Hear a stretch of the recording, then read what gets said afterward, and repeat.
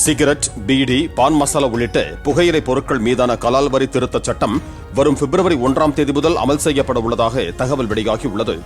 தற்போதிருக்கும் பழைய வரி விதிப்பில் சிகரெட்டுகளின் நீளம் மற்றும் தன்மையை பொறுத்து 1000 சிகரெட்டுகளுக்கு 200 ரூபாய் முதல் 735 ரூபாய் வரை கலால் வரி விதிக்கப்படுகிறது.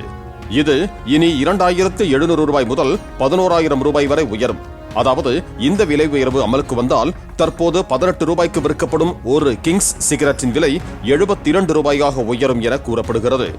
புகையிலை பொருட்களின் நுகர்வை குறைப்பதுடன் மாநில அரசுகளுக்கு ஏற்படும் வருவாய் இழப்பை ஈடுகட்டவும் இந்த வரி உயர்வு அமல்படுத்தப்பட இருப்பதாக கூறப்படுகிறது.